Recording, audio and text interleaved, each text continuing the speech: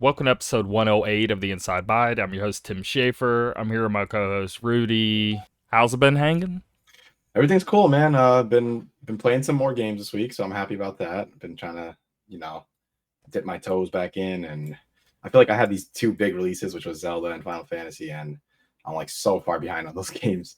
So yeah, just trying to play catch up right now, pretty much. Okay. Yeah, I'm doing a bunch of Pikmin, but we'll get into it. Before we get started with the news or anything, you were thinking, hey, let's just name some of our favorite video game characters. Yeah, I was like, well, let's do a top five. That way I can try to restrict myself here and really come up with who I really hold higher than the rest. And I guess just we'll just go back and forth. yeah, And I mean, they don't have to be in order because we'd take way too long trying to think of all right, that. right, But right. just I guess name one of the five. All right. So first one that comes to mind for me, just because I saw someone playing Red Dead Redemption recently, too, is Arthur Morgan, which I think Arthur Morgan is just a great character. So well acted. Really got invested in his character throughout the game. And I didn't think I was going to in the beginning. I thought, oh, John Marston or nothing, like as everyone did when they were coming from Red Dead 1. But man, I ended up liking him way more than John Marston. And I thought he was a much better character overall. So yeah, I'd say that's my first I think pick. that's pretty wild considering, like, I don't know, looking back at the start. When I think start, I think NES because, like, Atari's kind of like, what are you going to pull favorite character from there or whatever. But I'm thinking, like, Fox and whatever. And it's like, John Marsh and it's like or like and then like Red Dead characters and it's like real life human. There's no wrong answer. I'm just incredibly shocked. It's like a I guess a human being and like just I don't know, a old sad guy. Yeah, of all things. But I guess that just really proves into just how well developed the character is that it still puts that much of an imprint way over all of these insane fictional characters that you could possibly think of. Yeah, yeah. Yeah, he's a good one, man, and definitely unexpected. I don't think people really expected to love that character as much as they did. So Okay, okay. I'm gonna go with specifically Solid Snake. Um, I mean, David Hayter's voice for him alone is legendary. Um, but talk about insane character growth all to the point you're playing with him when he's incredibly old. Much less, it's not, it wasn't a natural aging, but still, it's pretty wild to see such a young age all the way till close to death. You know what I mean? So mhm.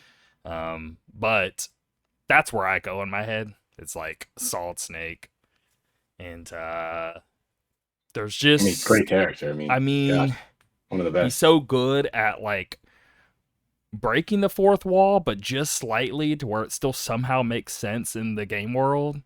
But he'll like reference, I don't know, he's talking to a girl over codec and then complimenting like her looks, even though it's like, how would you even know? Um, but from that to talking about how things pretty much happen in our real world of like all the 9/11 and stuff like that and Right. him going into deep talks on that level to referencing how uh, hot someone is on a codec call. It's such a weird range of just like so far left to right. And I don't know. I love that no matter how insane what he does, what he says, of how batch crazy it all is, that it still always seems to make sense for the character, and it's just always so well written. And I don't know. That's where Solid Snake for me. Yeah. Yeah. I mean, I mean, I can't. You said it all pretty much, but Yeah. yeah, definitely one of the most iconic, one of the best characters ever for sure. Metal Um, Gear. I'm gonna go ahead and throw in. man, I don't know which one I want to pick more. Maybe I'll pick 2B from Nier Automata because Okay. I feel like she is yeah, she's an android or whatever, right? And it's not the first time that we've seen a character that's not a human that's a good character. Obviously, that happens all the time. Um, but it's the way in which she's written where she really kind of taps into the human side of things and very, very deep character, which you'd never expect, right? This like short skirt anime looking, Yeah, character and which is everything. an underlining message of the game is like Yep, purposely yep, trying to do that so you can um, yeah, yeah, which think I one way love. but be mind screwed in the end. Such a great It's character. I actually like I can't even remember her name, but Oh, the third from Near girl. Replicant, the Oh, Kaine. how do you say it? Yeah, I I think it's never know how to Kaine. say it. Yeah, Kaine. she's another good one. I prefer her. I think she's my favorite character out of the whole series. She's awesome. Well, there you go. There's two of them right there for us. I really like the Prince as well too. Yes. Yep. Yep. Another good one. And the basically what he always wears on his head, the Emil, like Emil is Yeah. like, Yeah. yeah, yeah. I guess out of all, maybe Emil's like my favorite because it's really good moment there with like him and his sister and all that going down, and how he pretty much is just living forever, and Yep. Yep. Yeah. you're able No. to see the struggle there, which reminds me of my number four, which isn't any of that, but you'll know the connection. Lost Odyssey. His name's Kane, I want to say, right? I can't remember. It's It's so. like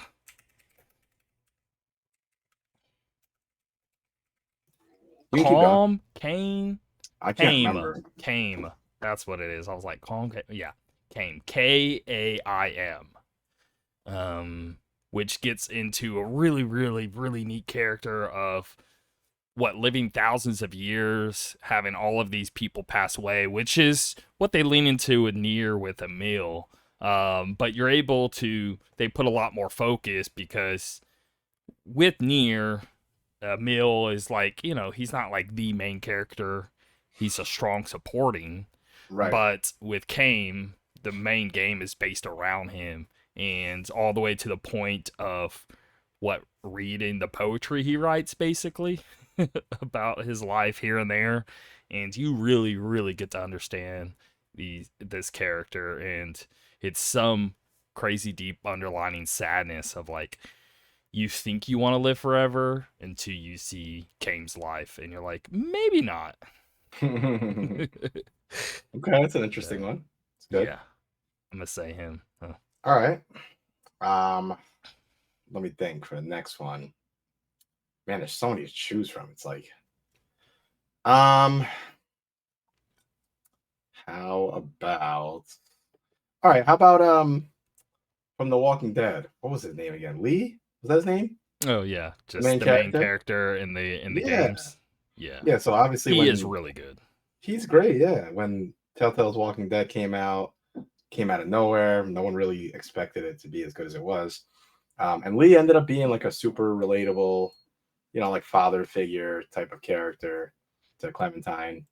Um, yeah, obviously, if you played through the game, which most people I'm sure have who are gamers, um, you'd see what a great character is, and how everything goes. It's a great story. So yeah, definitely one Yeah, that it's stands out hard to for me. describe a character because you're just gonna spoil all of Right, these right. I don't big want to pivotal moments and linger all on that. it too So much. Right. I get it, but yeah, Yep. no, I agree. Great pick. Yeah, that's a good one. Let's go a little crazy here. Let's just go Mario. Of course. It's like from the '80s till now. I mean, it's one of those things to where like it's like The Simpsons or something where they just stay the age they are, right? And you go over the course of all these insane journeys, but it's like every game acts as if the previous game didn't happen, sort of deal, and almost like a sitcom or something. But Mm-hmm. I Mm-hmm. mean, just imagining all of his capabilities and powers and how great they're able to portray his personality, even though it's just like a 2D platformer. I say just, it's obviously incredibly well made, but Oh yeah. um, like if you think of 2D platformer, what I mean, you may be able to think of Celeste that has some character development there, Yeah. but Yeah. even for me, Mario is cooler in my head than Oh, Celeste I would agree. be. You know what I mean? And then you have the whole like I don't know, Baby Mario thing and his connection with Yoshi and the constant battles with with Bowser and his love interest of Peach and all of that mess. And there's actually a lot of layers there for the whole point of it is just to be a character for you to play as and sort of live out your fantasies and some insane things just happening on screen, and it's not really meant to like tell a character story, but over Right. the course of decades of playing his games, you just automatically attach to him almost so much that no one ever would really even bring him up in a conversation like this because it's like, well, yeah, duh, whatever. We're just like we've known of his existence our entire existence. So it's like you just kind of put it on the back burner because of that. But I just really think he still needs to be stated as an actual Of good course. character. Yeah. Yeah. Yeah, Totally agree. And I feel like now with the extra media that's coming out about Mario, it's only going to become like a stronger feeling for people.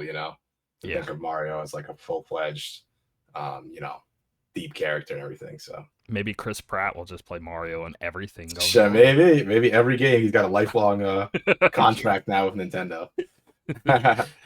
All Anyway, right. Let's see. Up next, that was a good one. Kind of. I mean, obviously, I would have thought of her too, but yeah, you already mentioned her. So I think I'm just gonna go with Samus, although you're she not is going to a go with the woman of Forza car?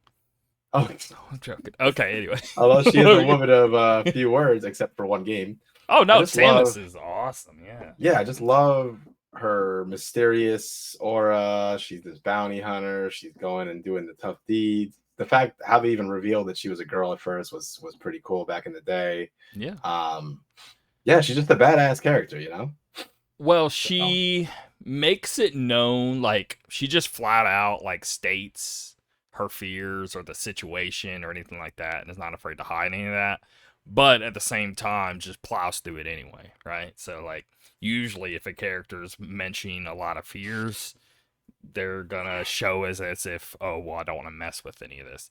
She is purposely going out there doing insane things, letting curiosity get the better of her, being really powerful, taking down enemies, but the entire that are way way larger than her, and she could instantly die at any moment. But the whole time she's ever given any dialogue, she does mention that she understands the seriousness of the situation, how dire it is, how worried she may be, any of that. And just simple little lines here and there throughout any of the games. I'm not really thinking of other M. I'm really just thinking games like Metroid or even Super Metroid, get in a little line here or there that she's thinking between levels is enough for you to understand that she is afraid, but choosing to go for it anyway. And I think that's mm-hmm. pretty cool and powerful. So that is Yeah, a good yeah, character. agreed. Yeah. Yep. How about you? Let's go with how many have I said? Three. That was So my fourth one. yeah. Um, Captain Falcon, dude. Oh, nice, nice pick. And I just think has nothing to do with F Zero. It has everything to do with Right, Smash. I Smash Bros. mean, Yep. the knee. Come on, dude. It's Oh like man, legendary. it's the Just best. Falcon kick, Falcon punch. yes, yes. There's just something about just how absurdly insane and powerful he is, even though his games have nothing to do with him fighting whatsoever. But it's just his personality is incredibly strong, and I love it. And anytime I'm seeing anything Captain Falcon related, it's just it has that energy of like I don't know, Chainsaw Man or One Punch Man or something, where he's just like balls to the wall. But I don't know, just strong as a rock sort of character, and I really love him. He has just an underlining goofiness to him, I feel. Like he's taking things on that are Right. incredibly wild, but he's just being sarcastic most of the time. Is kind of how his Yeah. character is. So I think Oh that's cool. man, it's freaking hilarious. All right, that's a good one. Um, let's say last one that comes to mind. I'd probably say Ellie from The Last of Us. I especially like, how she's gone from part one to part two. We've seen her kind of get older and mature and go through a bunch of stuff. Just thought she was very well acted, well written character. And now with the show too, adding some more to that. Yeah, she's definitely one of my favorites. So pick Ellie from The Last of Us. Okay. I mean, my favorite character, maybe just period, is Hmm. well, I go between these two, and I'm just gonna guess have a tie for the last because now I feel like I'm cutting them out, and I should have mentioned them earlier. So I'm just gonna name two here, and whatever. Guess I suck. Mega Man and Vincent from Final Fantasy Mm, XIV. If you were forced me to pick, holy crap, that'd be incredibly difficult. But I guess I'm gonna say Mega Man. But yeah, I'm thinking OG Mega Man. I'm thinking Mega Man 1 through 10, basically. But X is a totally different person, different character, and then you have Mega Man with LAN and all of that with Battle Network and stuff. But specifically, Mega Man 1 through 10, Mega Man, just a little boy, little kid, but he's a badass, and I yep. just ever like Mario, my entire existence pretty much is me just idolizing Mega Man since I was Yeah. a wee little lad, you know. Yep. Yep. So Been around for a long time. yeah. All right.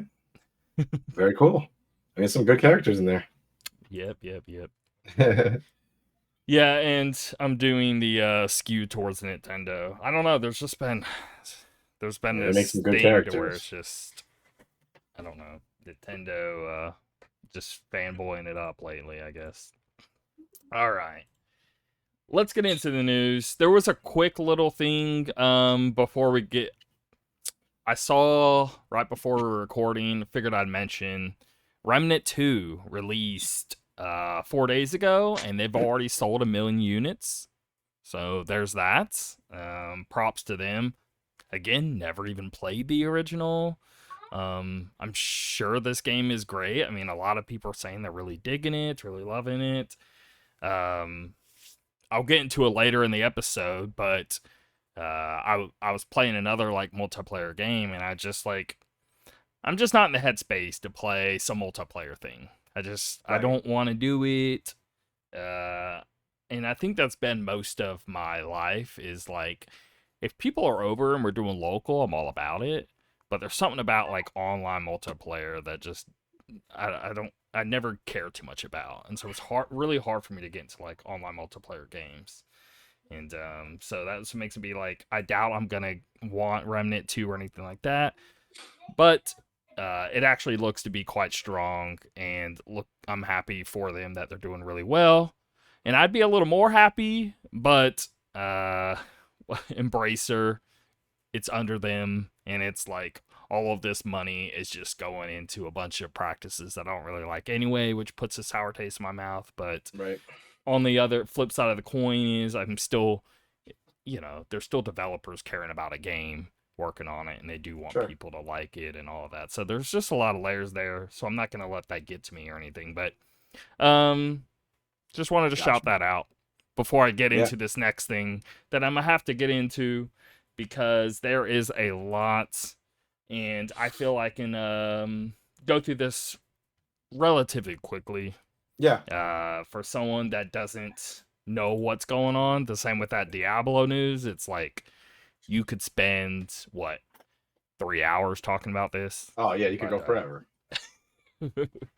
but let's get into because there was a big Final Fantasy 14 event here recently. We got a whole bunch of Hmm. news, a lot of awesome news that I've really been dying Right. for a long time, and on multiple levels here. But you'll get to it. So Yep. Final Fantasy XIV publisher Square Enix and developer Creative Business Unit 3, who was recently behind Final Fantasy XVI, revealed the MMO's next expansion, Dawntrail.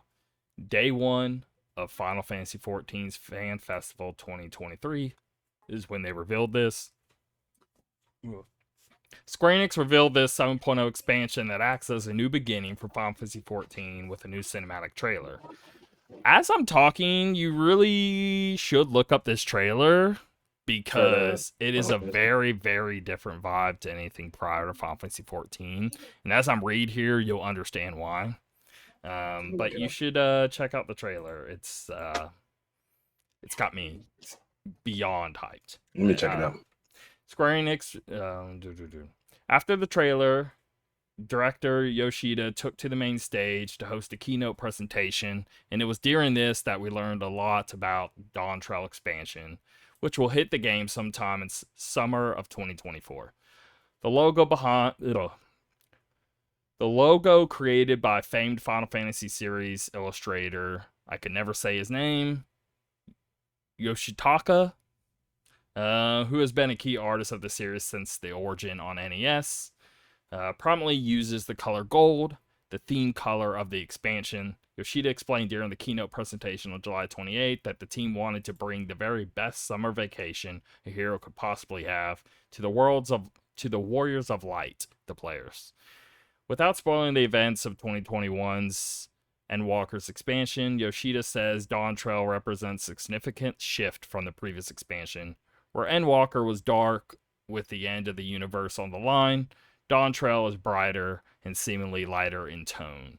And if you see the logo design there, you'll understand it's full of gold and it's placed on an island. So it's very, which we'll get into here in a bit, but it's very Pirates of the Caribbean-esque sort of expansion here. It's a new beginning of Final Fantasy XIV, and the theme is a journey of discovery. As you know, the arc we've been seeing on from 1.0 to Endwalker is about Hydaelyn and Zordiark. I can never say those names, but it's basically concluded. It's the same kind of thing that happened with like Kingdom Hearts. Right, the whole series from the beginning's like this Xehanort saga, and it's finally over, and they're going into new trends, and that's what they're doing here with Final Fantasy XIV. They're just breaking away from that entire story and starting something completely fresh and new here. And so, like the beginning of the trailer, they're on a ship. They're sailing the seas. They're going to an island. Everything's very tropical. And I don't know exactly if they're like leaning into like ship combat or you sailing or anything like that. I'm unsure, but it kind of looks that way. Yeah, it does look a little bit from what I can tell. As for what brings the Warriors of Light to this new world, a slide during the keynote presentation reads, Warriors of Light will receive a very special guest. Winds of Opportunity bring a visitor from the new world, seeking the Warrior of Light's aid and a right of succession to determine Turl's next ruler. Alongside Afanad, Alyssa, and Erenville, the Warrior of Light embarks upon a journey across the Indigo Deep. Should rumor be true, the contest may lead them to the fabled gates of a city of gold. Little do they know that it will also see the Scions divided, teasing that players will soon discover who are their allies and who are their rivals in this contest. There's a whole bunch of new locations this time. Yoshida shines light on some of the few new locations. Stupid fucking flaw. Yoshida also shed some light on a few of the new locations we'll be visiting Dawntrail. Let's break them each down. First being Yakturo. Yakturo's a tropical new world. It's the world itself. Is this location here, seen in the Dawntrail trailer. It's west of Erosia and the home to many cities that live alongside nature, meaning you won't see much industrialization compared to other places of Final Fantasy XIV. In Yakturo, the Warriors of Light will discover new characters, allies, enemies, gears, and plenty more. One of the locations inside of there is called Tulialio. It's a new major city of the Dawntrail expansion located in the mainland of the new here. It's described as the Sea of Fertile Nation state governing Turl and located in the northern reaches of the land. The nation's ruler is Golo Jaja, a two-headed Malajow. God, these names. The Look 'em up. aforementioned contest is being held by Mayu Zhao to determine who will succeed him. The city prioritizes living with nature, so it's not very industrialized. Next city here, or area, I should say, is Ugapcha.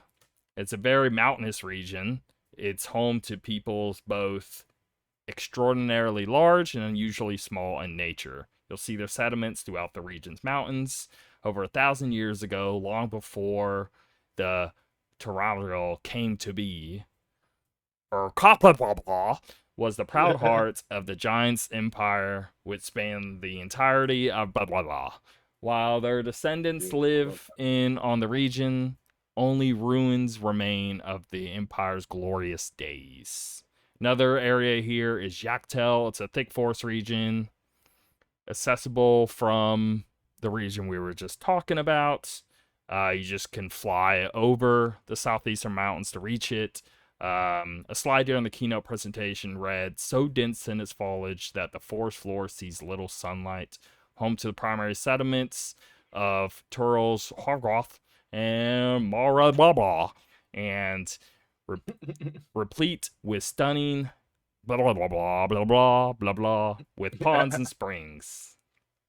All right, new additions alongside new details about the land itself. Here's what he mentioned: the level cap will be increased from level 90 to 100. We got 2 new jobs: one melee DPS job and one range magical DPS. What were you gonna say? Sorry, I didn't mean. I thought I was on mute. I was trying to tell Alexa to do something. Yoshida purposely didn't reveal the job titles yet, but one being melee DPS, one being range magical DPS, which that's a little interesting. I don't curious there. New dungeons, new gear and recipes for crafters and gatherers, new variant dungeons, new alliance raid, new 8-player raid, new ultimate raid. The Pelopu, a new race of people living in this new area. So we're getting a new race of people. We're getting a PvP update. Says the team will continue to update Final Fantasy XIV PvP through Dawntrail 6 patches, blah, blah, blah. We got a Blue Mage update. We got new plans for deep dungeons. I don't know what that is. We got a Gold Saucer update.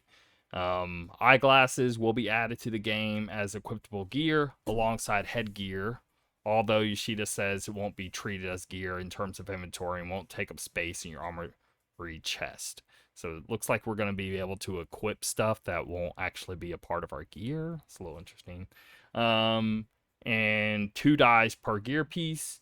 We got new furnishing, a whiteboard like strategy board for planning duties, raid strategies, and more. That's pretty cool. So you have these like free companies that are basically clans, and you can rent a piece of land that you have to pay a ton of money for, and then you can put houses on it and all that, and all of the clan goes to this specific area that's in the world, and it's like a permanent spot that actually takes up real estate in the world itself. So it's not like it's actually really important and costs a ton of money to even buy a house, much less land to put a bunch of houses on. It's a whole big ordeal. It's like a game within a game. Yes. Jeez. So because of that, having this whiteboard up like a strategy board where the whole clan is able to post all of their duties that they're trying to do, playing all their strategies and whatever, and you being able to go to it and see what they're planning to do next. That just sounds really neat there. As a part of the patch that's about to get released here, the free trial got extended, which will include up to Stormblood now, the expansion after Heaven Sword. Cool. So now you actually get 2 expansions with the free, so you can play up to, you're talking with nothing but doing main story content, probably 80 hours totally free. That's kind of crazy, man. Yeah. Final Fantasy XIV Xbox Series X and S version was announced. And I was really hyped about this only because it just means more players are definitely being able to jump on now, and this game can just be even bigger and larger than it was prior, even though this game may be the best MMO that's out right now. I'm curious if that's still the case. I know you have little moments where WoW kind of creeps back up again, but let's just see. Biggest player base in MMO 2023. Okay, wow. Diablo 4, dude. That's Number what pops up, 1. huh? Wow, 46 million players. so crazy. Old school RuneScape, number 2 at 38 million. People are still playing RuneScape, huh? World of Warcraft, 125 million. Is that active though? I Let wonder me because actually check that this. sounds pretty high. Yeah. These are active player. Oh, I see what's going on. Okay. So the total players is 125 million, but active is at 1 million. And they're ranking by active. So Diablo 4 right now is the most active at 4 million.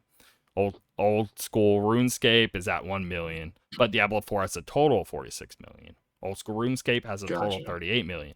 World of Warcraft, 1 million active, 125 million total. Final Fantasy 14, 1 million active, 42 million total. That's what's going on there. Destiny 2 is at number 6. Oh, interesting. Anyway, so it's kind of Diablo 4, old school RuneScape, World of Warcraft, Final Fantasy 14, number 5, Path of Exile. So that's what's happening in MMO realm. Interesting. Okay. Yeah. I don't know. Anyway, we're getting a big graphical update. It's gonna hit. They've been slowly updating the graphics as they've been going, but they're stressing that with this Dawntrail, that all of it should be finalized, and they're updating. Like I was seeing side by sides looks dramatically different because this game's like 10 years old at this point, so it looks like it's actually going to look very current again, which I think the game still looks really nice nowadays, but still, it doesn't look like a, I don't know, triple A like it doesn't look like Final Fantasy 16 sort of graphics, you know what I mean? Right. But It looks the a little, screenshots that they're showing now honestly does. So it's gonna be really that's cool. I'm awesome. really curious exactly how far this is gonna go, and are we gonna get like a gigantic MMO world looking as good as that? That's pretty interesting if that ends up being the case. Yoshida also discussed the previously announced graphical updates. Creative Business Unit 3 is working on Final Fantasy 14, showcasing various changes in a few videos. He says the team is emphasizing screen-wide aesthetic appeal versus changes to individual characters, which is why the update will affect near everything in the game, including shadows, materials, characters, UI, and more. It will also include higher resolution textures and shadows. Yoshida says the team is working on these graphical updates and piecemeal, meaning you shouldn't expect everything to be updated visually at once. He says that you will see in 7.0 will be a good representation of visual changes to come. Meaning, like, by the time the update comes out, they should be finalized with all of it, like I was saying. And that's everything Final Fantasy 14 related. Um, There we I've go. It's a been lot. back on the grind again. This motivated Yeah. me. I need to catch up. I need to finish. I never finished the last expansion, so I'm working on that now. And I'll just get to it now, so I'll have to talk about it later and what we're watching, what we're playing. But I've been getting my kid to play with me because I'm sitting there thinking Nice. like, what's something we can play together? And he's getting older because when he's 5, there's no way I'm playing an MMO with Right. him. Right. Of course. But he's 9, gonna be 10 soon, and I'm sitting there thinking like, I'll try. We'll see what Check he it out. Yeah. thinks and see if it's a little, too hard or whatever. He's gravitated to it really well, Okay. understanding things pretty easily. But at the same time, I don't know. These kids like Minecraft and all this mess. They're modding when they're like 6 anyway. So That's true. That's maybe true. they In a do different just way. understand this stuff no problem. I guess I was more worried about Final Fantasy, any Final Fantasy game. A lot of story is important when it comes to this series. Yeah. Yeah, that's And that true. would be the only thing to like maybe he won't be too into the story. But I don't know. So far he's in. We're level 12 right now. Yeah, the good thing about this game, if anyone doesn't know, I can keep working on the same character. All I have to do is change my class. So I just change my weapon to let's say like a ice rod or something, and now I'm a black mage. And then if you ever want to switch, you just have like a 5 to 10 second cooldown before you can use a move, just so you can't just switch immediately on fly and try to break some stuff or whatever. And then if you go into a dungeon, you're stuck with that one class in that dungeon. Otherwise, you can just switch I your see. weapon, change your class right there on the fly. So there are a few. I mean, there's so many. There's like 20 different classes at this point of like samurai and ninja and black mage and blue mage and whatever. So there's plenty of stuff I can pull from that I have yet to work on yet. So I just ended up picking. It's a class where you can just summon a pet that does a bunch of moves and almost like a healer. So I've been working on that with him, and that way we can start at level 1 again. But I'm still working towards my overall character, so it's been neat with that. But Okay, very cool. that's all the Final Fantasy 14 that I'm gonna shove down y'all start. So All right, well there you go. Final Fantasy 14 fans, rejoice. All right. On another note, Nintendo's next console will reportedly be portable like Switch, which, in my personal opinion, I'm happy about. I think that's the right move. Targeting the second half of 2024 release. VGC cites multiple people with knowledge of Nintendo's next gen console plans that reveal Nintendo's Switch successor is aiming for release in the second half of next year. To ensure there's plenty of stock at launch, Nintendo wants to avoid the stock shortages that plagued the PlayStation 5 and Xbox Series X and S release for months and years for some.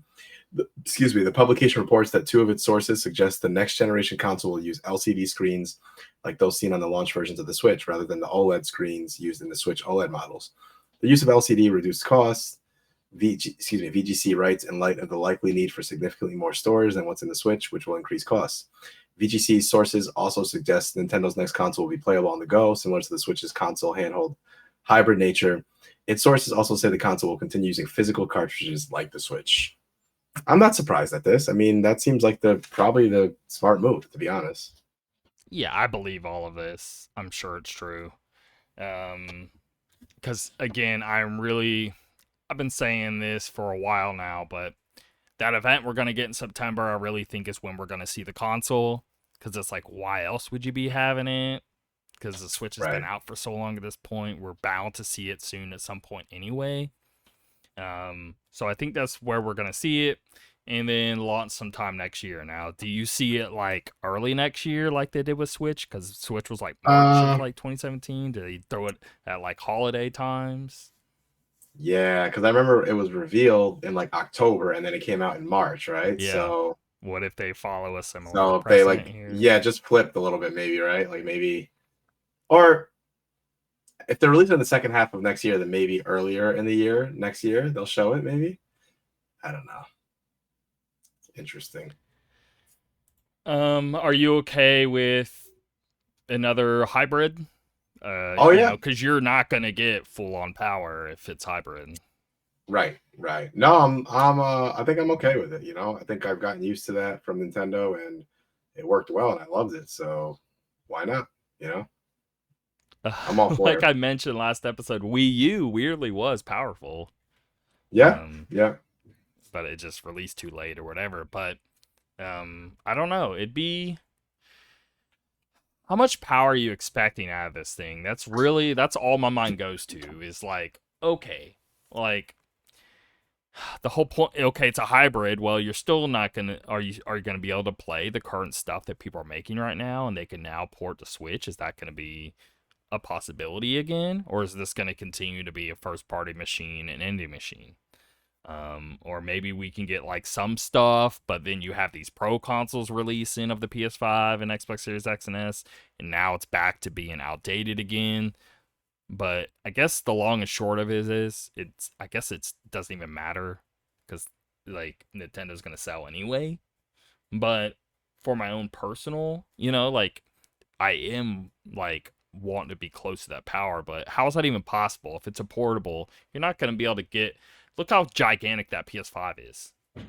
There's Right. no way that power is going to go in a little Yeah, handheld you're carrying that's around. the concern. You know, how are they going to be able to proportionally move up? Because they can't make it too weak and then not be able to play anything. I don't know. And It's a even hard one. Steam Deck is like, I will admit, like, there's a lot of like, oh, I don't want to play on this thing because it's so heavy. Yeah, yeah, that's It true. really is a thing that I'm always thinking about. And I gotta like, I got to the points where like if I'm laying on the couch trying to play Steam Deck, I'll have to like lay a pillow down and put the Steam Deck on the pillow and play it that way, just so I'm not holding it and it not killing my wrist. Sure, Um, sure. so it's like they have to, even weight is a consideration, battery life is a consideration. You have to think all these things, and it's like they really can't push it too far. But um, even just a little bit more powerful of a Switch, I'm gonna instantly buy it because I just want a more powerful Switch, even if it's Right. just a little, not a lot. Yeah, So of I'm course. buying it That's how I feel. regardless. But Yep, yep. That's so exactly how I feel about it. So, maybe guess they we'll know see. that, and they just, they're just gonna have a little more powerful of the same thing, and a lot of Right. people are gonna complain, but they're gonna buy it anyway. So. I mean, people complain no matter what system they make. So, Do you think there's a new gimmick though? I mean, they have to. You would think they'd come up with something. You know what? Maybe it is the handheld is less powerful, but maybe they'll do what a lot of people were hoping they would do. Well, they kind of did it. Like the dock ups the resolution, but still right. keeps it running relatively the same because there's a little power in the dock itself.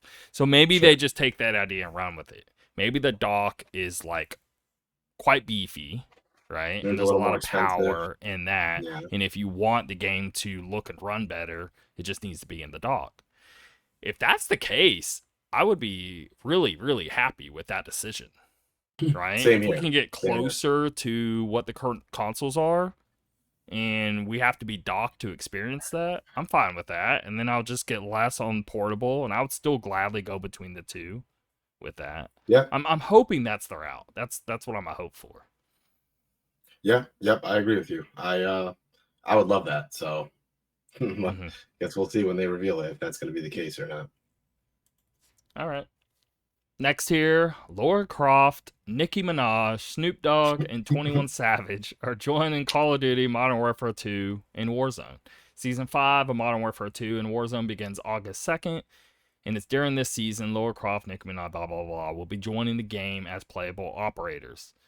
Laura Croft will arrive as an operator bundle on the store mid season, as will 21 Savage. But Snoop Dogg will arrive in the launch window, and Nicki Minaj hits the game in season, according to a Call of Duty blog about Season 5. Call of Duty brings these musical artists to the game to celebrate 50 years of hip hop. Anyone who logs into. Hold on. Wait, What are they considering year one of hip hop?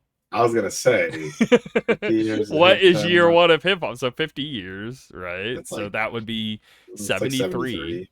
So 73 is the first year of hip hop. What song would that even be? Like I don't even know.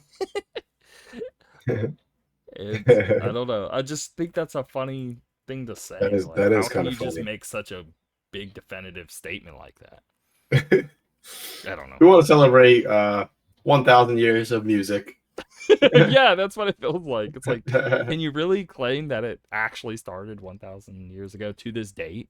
It's a little weird. It's so funny. Anyway, anyone who logs in between August 7th and August 16th on 4 separate days within that time period will receive a free gift. The first 3 gifts will grant a war track from the 80s, 90s, and 2000s. On the 4th login day, you will receive a special weapon blueprint. Kotaku contacted Activision to confirm that Nicki Minaj, Snoop Dogg, and 21 Savage did voiceover work for their operators. Here's a look at Nicki Minaj and Snoop Dogg in game with the tease of 21 Savage. You can go look it up on YouTube. There's plenty more coming to Modern Warfare 2 and Warzone in Season 5, including 4 new maps at launch, 2 core maps and 2 gunfight maps, and a mid-season core map. Additional operators, weapons, game modes, and more will be added to the game. I want to look up celebrating Yeah, you're still stuck on that part. 50 years of hip hop. The 50th anniversary of hip hop. It's literally a website called the 50th anniversary of hip Oh, okay. hop.com. Well, there you go. They didn't make it up, I guess. But on this website, you would think they would have to list what's the start, right? I would think so. Like, well, what are they claiming is the first song? Okay, there's a history tab right here. So again, August 11, 1973, in the rec room of an apartment building on Sedgwick Avenue, an 18-year-old Clive Campbell throws a throwback to his school party with his younger sister Sydney.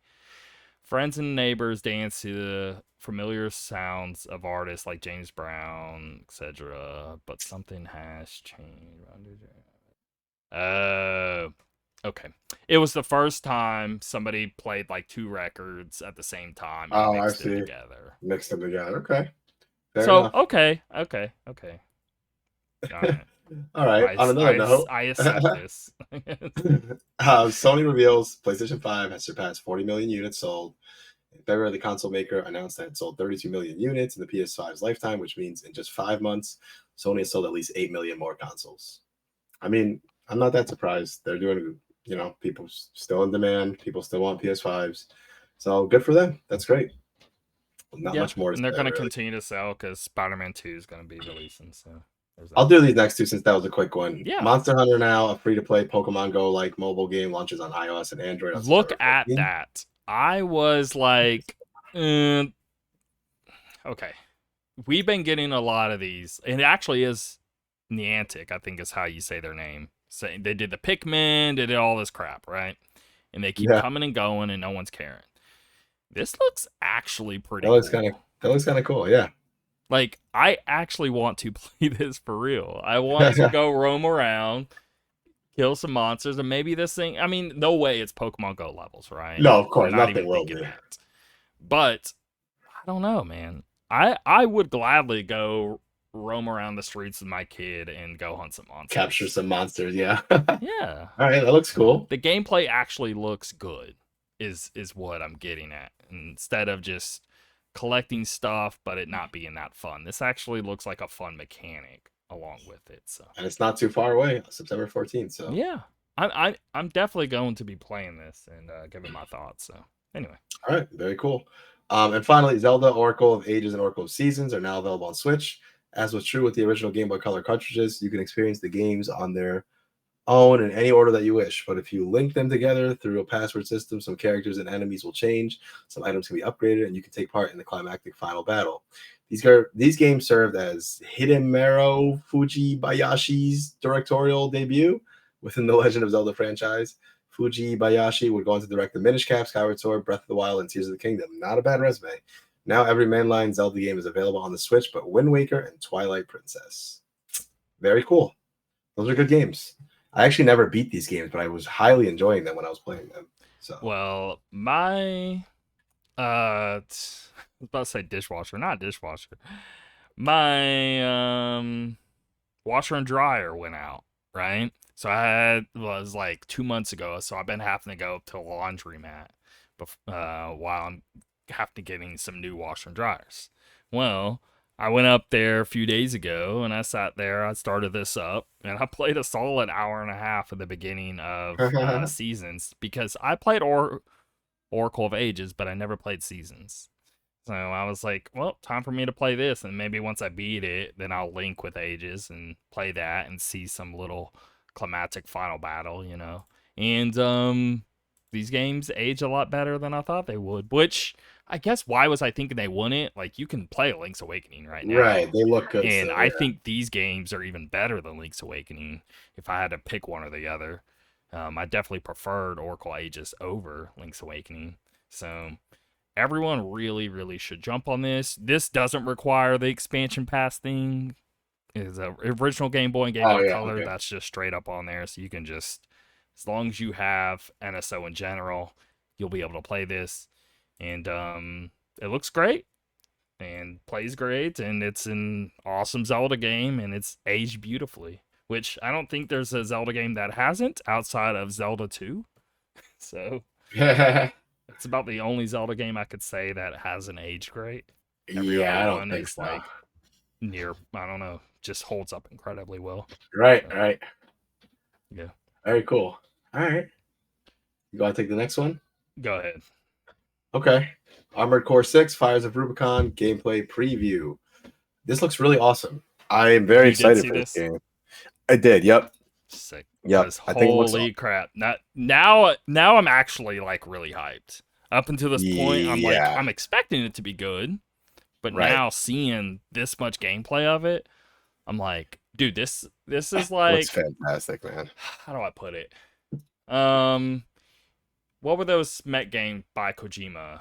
Zone of the Enders, Oh, right? Zone of the Enders. Yep. Good gameplay and everything, but at the time I thought they were awesome. Go back and play them, and I don't think they've aged that good. Mm-hmm. This is like if Zone of the Enders was just made today. Is kind of what it feels Right, like. right. Actually, it feels a lot more like it just hit me. I don't know if you ever played it. It was on Switch. They ported it to PC later. What was that game? It starts with an X. It's like it starts with a D. It's like Hmm. Switch mech I game. know exactly what game you're It's talking really about. I good just can't remember what they're actually. called. Damon X Machina. That's what it was. I played it the PC version that came a lot later, just because when I played it on Switch, I was like, this looks way too bad, runs bad, and I was turned off because of that. Played it a lot Right. later on like my Steam Deck, and this game is sick, by the way. If anyone needs a good mech game to play, Daemon X Machina, play it on Steam, and it's a blast. Really, really Yeah, high I've heard action. I've heard good things about that one. Got some Yeah. cool style. And when So I'm seeing this Armored Core, that's what's reminding me a lot of. But this Armored Core looks way better than even that by a right, landslide. So right. this looks sick. I don't even It looks know. so Like good. they showed a lot how mission structures work. Just it. They don't just do a really cut super quick flashy trailer. It's actually like you get to sit and actually watch the gameplay for Right. minutes straight. You watch what's actually gonna happen. Yeah. Yes. And huge praise to this, and I'm super stoked. And what are we, like a month away now? Just about. Yep. And I think this is gonna pop off hard. I really think this is just gonna be just as big as Dark Souls or whatever else. And because of this game, everyone's gonna be mech obsessed, and we're probably gonna see a lot more mech stuff here real soon, which I'm not going to hate on. So Yeah. I mean, it's not like we get a lot of those games anyway these days. So yeah. that looks great, Um, man. Can't wait. I'd be shocked if this game turns out to where like what? Be a Okay, flop. let's just go ahead and bet on this Metacritic, right? Uh, Even the most excellent of games that we love still end up being like 88 to 90 range. You know, you have to keep that in that's mind. that's kind of what I'm thinking. This Yeah. is gonna land at. I'm gonna guess like an 89 or something. I'm gonna think it does incredibly well and just say 90. Okay. That's gonna be my guess. All right. The only games that seem to go above that is what, like a new 3D Mario or I mean, like Zelda. a mainline game, yeah, in a series. Typically, that's the case, unless like The Last of Us was a brand new IP, and it scores super high. Yeah. What is Last of Us Metacritic right now? I want to say it's 90 something. I think, isn't it? I don't know. But it's probably messed up now from the Well, other. it's a separate. It's named Oh, different. that's a separate. You're right. You're right. You're right. It's not Let's gonna see. affect. Last of Us for PlayStation 3, 95. Okay. Yeah. Yeah, super high. Yeah. Okay. Yep. Mr. Run and Jump, PlayStation 5, Xbox Series X and S, PlayStation 4, Xbox One, Switch, PC, and Atari VCS on July 25th. It's already out now. Atari, which is publishing the game, announced Mr. Game and Run and Jump earlier this year. And now it's out, and Mr. Game and I was going to say Mr. Game and Watch. In Mr. Run and Jump, players explore the realms of color in an adventure of defeat Void and find the hero's ever missing dog Leap. Originally created as an Atari 2600 title in 2021, Atari took notice, and Graphic Lab and Heavy Horse Games developed this new modernized version with a nod to the original in the game start. You should totally check this out. This is like the next Super Meat Boy, I feel, right? Again, even Celeste, like it popped up really hard, a lot of people loved, but I'm trying to think of the just like gigantic staples in this genre of like that changed the game. Super Meat Boy, Celeste, and what's another Um, that are just to that pedigree. I don't know if there's anything else, but when I see I truly don't know this actually. looks to that polish. It really does. I And mean, that's high praise. So I really, really want to play it. I'm definitely going to be. I should be talking about it next week.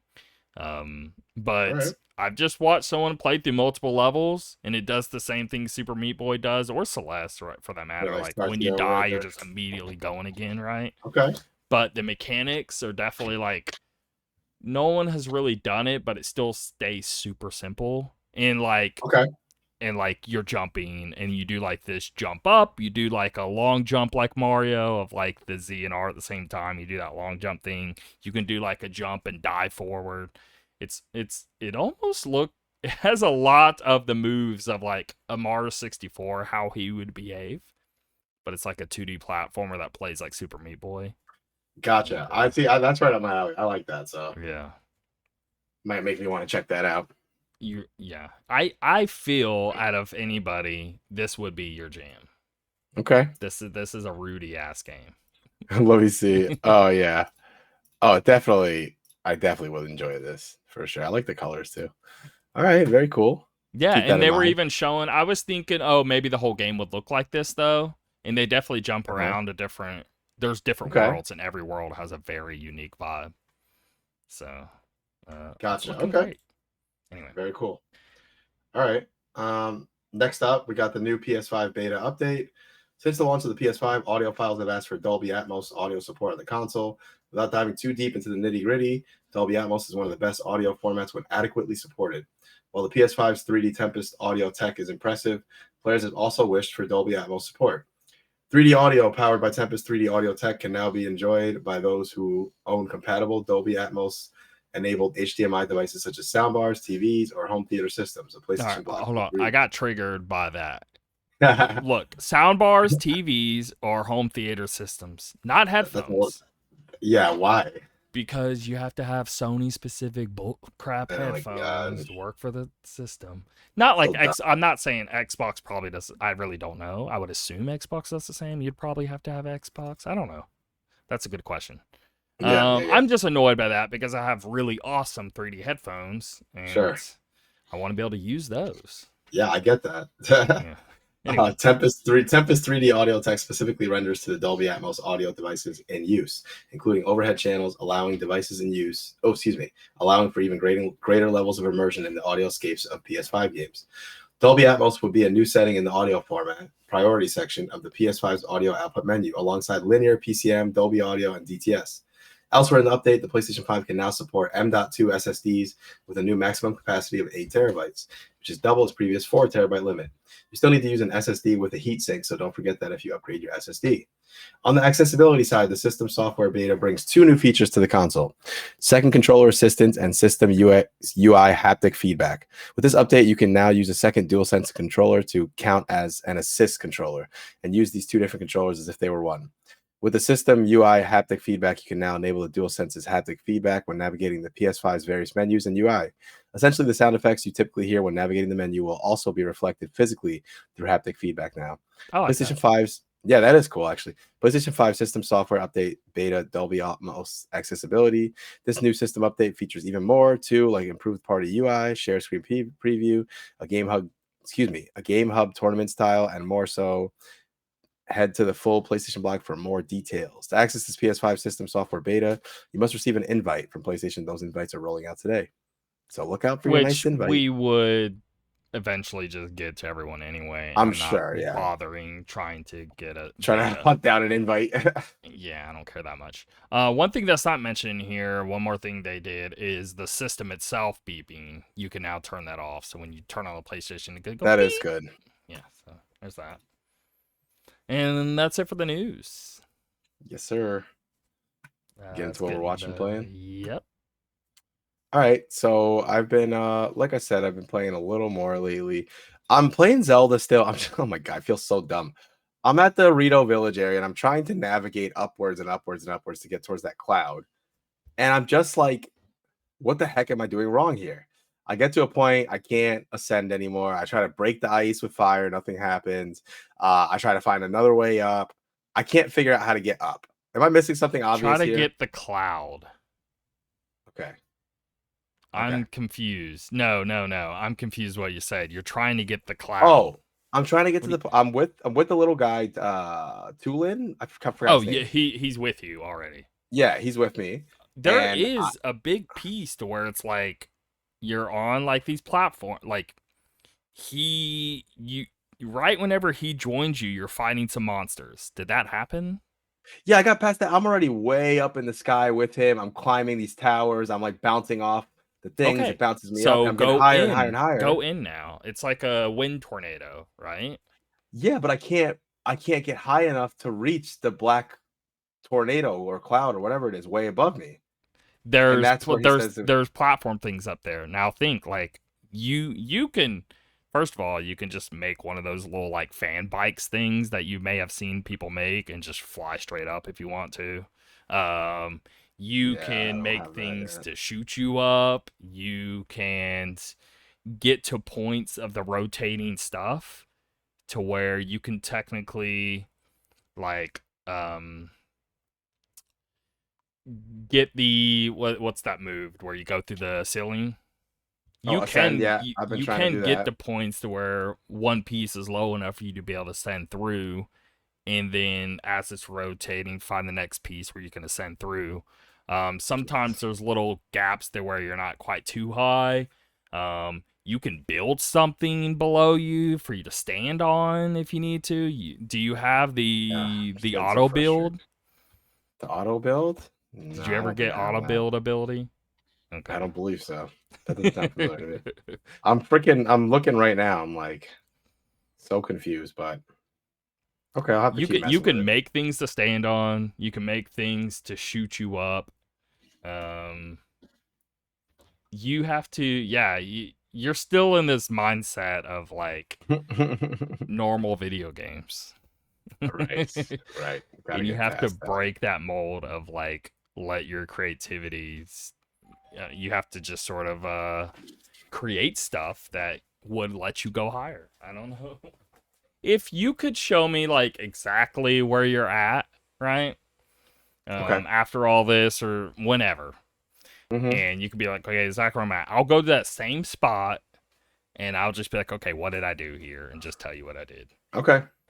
if All right. That sounds if good. this, yeah, yeah, All right. I'll stop there for now. Anyway, I started playing the Expanse, the Telltale one. It's more Telltale. It looks better. It runs better. Um, I like the story so far. I've always really been into those games. I always just enjoy a quick 1 to 2 hour story based episode. So I've been playing that. It's pretty cool so far. I don't know anything about the Expanse, so I'm brand new to all that stuff. But it's pretty good. It's got an interesting story. It's got good characters. And yeah, I'm not done with it yet, but I'm almost there. Episode one. okay. Um, I need to and watch finally, it. I still haven't. yeah, yeah, and lastly, I've been playing a ton of Halo Infinite again. Like we just randomly got back into it. We've been doing like ranked matches, trying to place in Team Slayer and team doubles and stuff. And man, the game is so good. The one problem I had with the game, they've fixed it a lot since then. They've added a ton of content, playlists, all that stuff is much better now. So it took them a while, but looks like they got there. But yeah, it's still a great game, man. Super, super fun. Still really enjoying my time with it. It never gets old. So yeah, that's that for this week for me. Okay. Sorry, now I'm just obsessing over finding the exact spot here in this Tears of the Kingdom. Ah, I'm just finding a video here and seeing, okay, what did this guy do? So there's like ships going around yep. the uh wind tornado. Mm-hmm. You keep ascending through the ships, and then what? There's Yep. just one too high that you can't reach.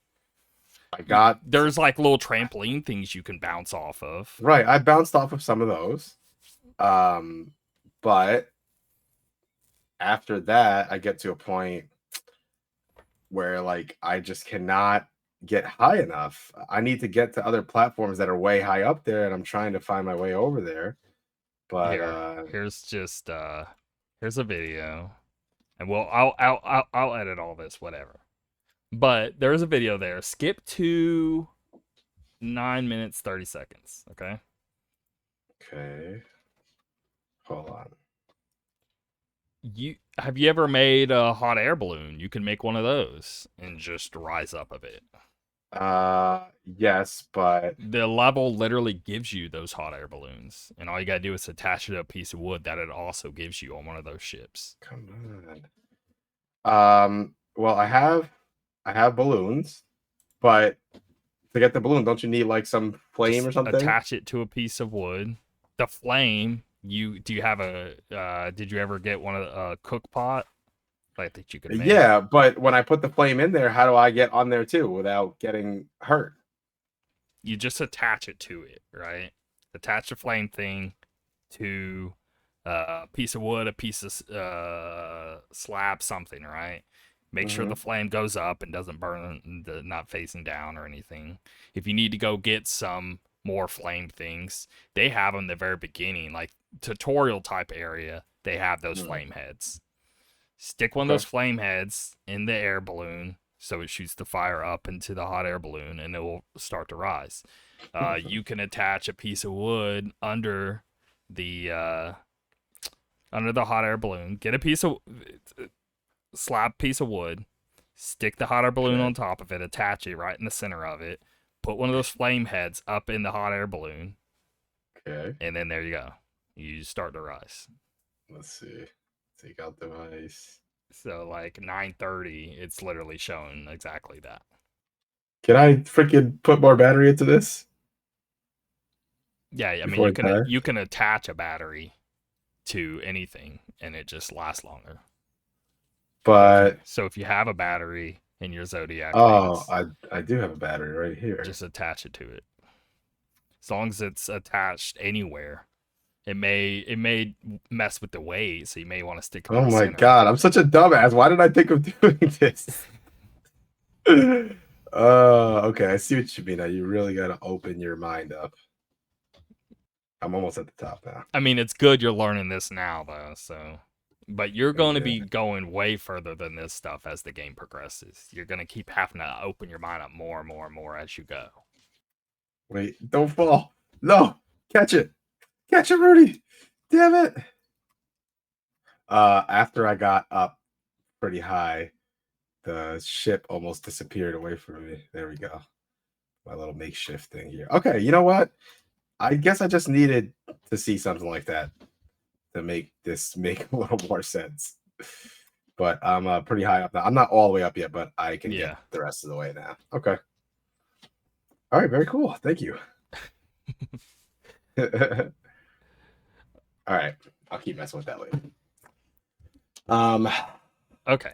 I've been Yeah. watching It's Always Sunny in Philadelphia. I watched the first two seasons because I had a friend come over and he never seen it before, so I just threw on the first episode to see what he Mm. thought, and he was dying laughing, so we just kept going. Now I'm 2 seasons in, and maybe I'll just watch the whole series with him, even though they're like on like what season 17 now. But what really started it is new season came out, and I was just like, dude, I want to check this out. Watch new season. I love this show, and yeah, somehow I'm now restarting the whole series, and I may just watch through it all. And I don't know. I'm dying laughing. It's been like 2 or 3 years since I've watched, and dude, I don't know. It's aged very, very, very gracefully. Everyone loves that show, man. Yeah. That's You should awesome. just watch the first episode, see what you think. Yeah. Yeah, I should. I finally got around to trying Exoprimal, Okay, what'd you think? and I can't do it, dude. No. Yet another multiplayer shooter of like 5 or 6 buds getting together and we're going through and killing monsters, right? And it's just like I don't know. It's boring to me. I can't do it. I don't know what it is.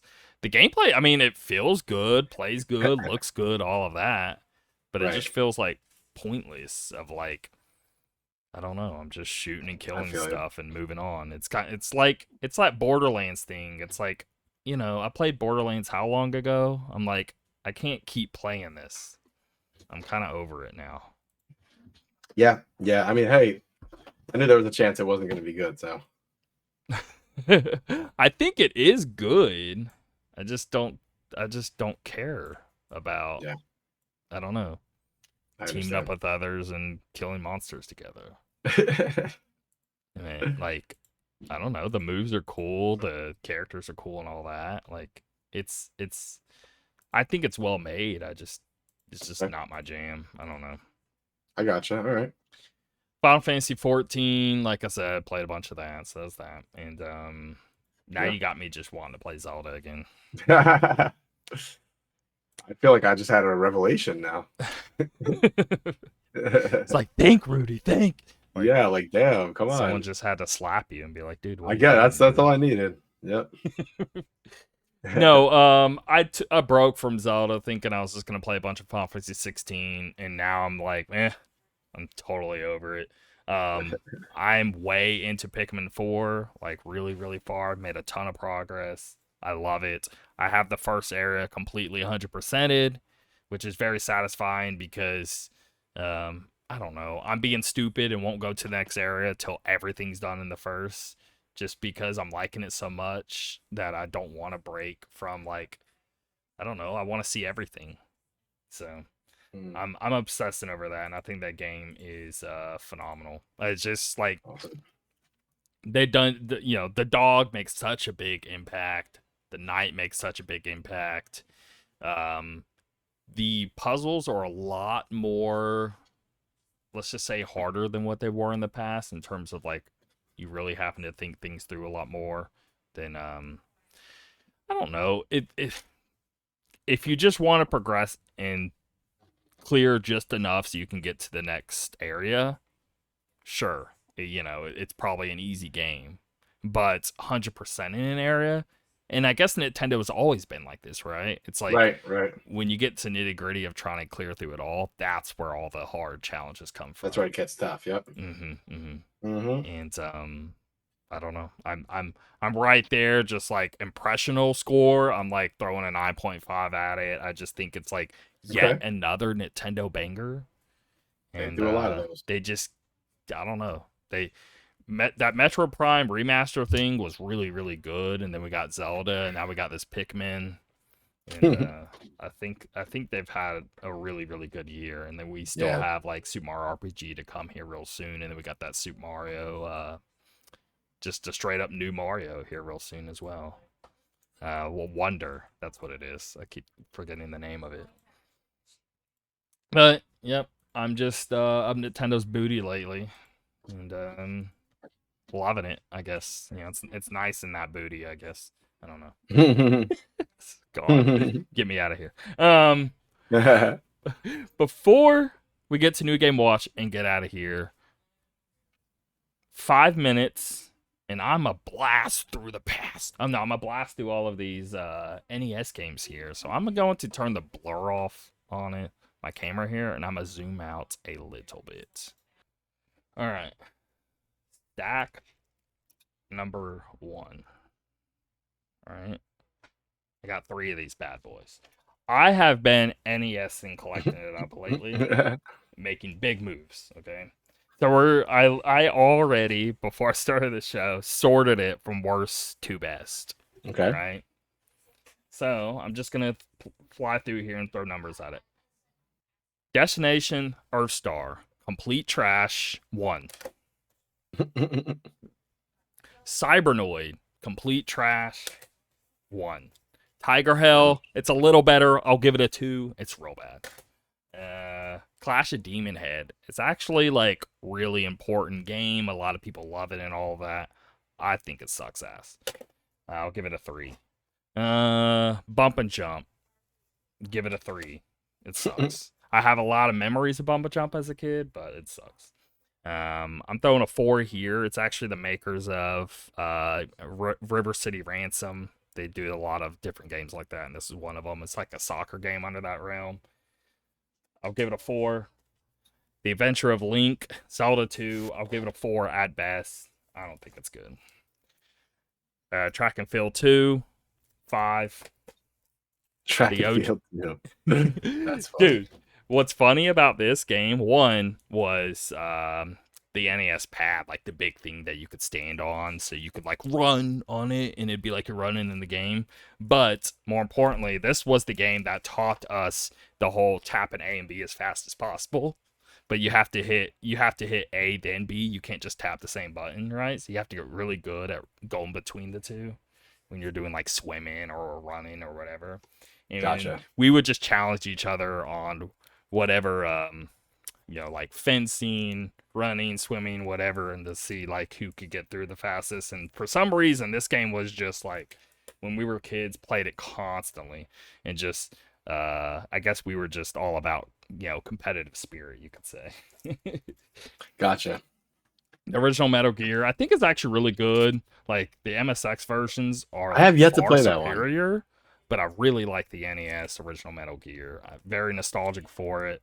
I think it's a really good game.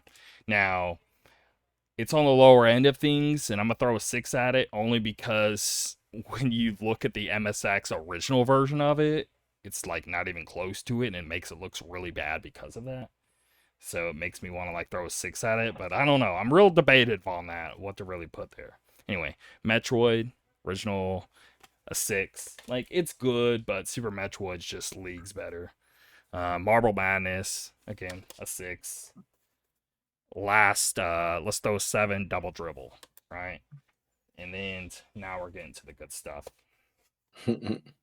Super Off Road, one of those 4-player NES games. You need like a multi-tap for to play through it.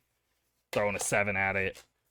Double Dragon 2, throwing an 8 at it. One of the best beat 'em ups to exist. RC Pro-Am, 8. Blades of Steel, 8. You can straight up fight people in this hockey game. Good stuff. Baseball Stars, still one of the best one of the best baseball games to exist to this day because it's a really in-depth, like it's made by SNK, and there's like some games on NES you could have like seasons in and stuff, but this went as far as like player stats, making new players, building teams. There's a lot of depth to it. And it's Japanese made and it's incredibly fun on top of it. So it's weird, it's fun, and it's a really in-depth baseball game. Okay. Love that thing. We played the hell out of it growing up, and I think it holds up really well today just because it's that perfect blend. It's like Burnout or something. It's that perfect blend of like feeling incredible but still arcadey, Gotcha. Adventure Island NES. This is just nostalgia. 10 out of 10 for me personally, but if I'm being objective, throwing a 8 at it. Dr. Mario, we were classic. playing it 2 or 3 days ago. I was just trying different ones. I bought it for like $4 at like some vintage shop or something like that. People selling this or that. Anyway, and I go and throw it in, just testing it out, and then some friends were over, and somehow, let's just fast forward like 2 hours later, UFC, it's like Saturday night, about to start at like 9 o'clock, but we're so obsessing over this game that we're like missing the first fight because we're doing this whole like tournament thing in it, and we're just going, everyone's screaming and yelling and being ultra competitive. And it's really good at like taking Tetris ideas or like Puyo Puyo and somehow making a brand new idea out of it all. And it feels very unique to any other puzzle still to this day. And if anyone hasn't actually played Dr. Mario, I think there's nothing like it. And I think it's incredibly fun. Super It's a great game, man. Yeah. The original Mario, I'm gonna throw 9 at it. Mario 2, I'm gonna throw 9 at it. Great game. This is just a great Galaga port if you like Galaga, which I do. Throwing a 9 at it. And then here's where the 10 start. Tetris NES 10. Classic. Castlevania NES 10. Original Zelda 10. Jackal 10. Mega Man 10. Bionic Commando 10. Mega Man 4 10. Life Force, one of the best shooter arcades ever, 10. And then last but not least, got that Mario 3, 10. Mario 3, one of the best. That's my all right, very cool. There's a stack, another stack. and another stack. And I've been finally able to build what I consider now like I'm actually proud and happy of my NES collection now.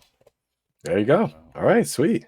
I still have some That's more to awesome. gather, but weirdly, Balloon Trip and like Ice Climbers, I'm very nostalgic over, and I want those and some All others. But anyway, that will do it. Let's get a new game watch, and we'll get out of right. here. But man, I've been so deep into this I see NES. that. Man, That's I've been having a good old time. Right?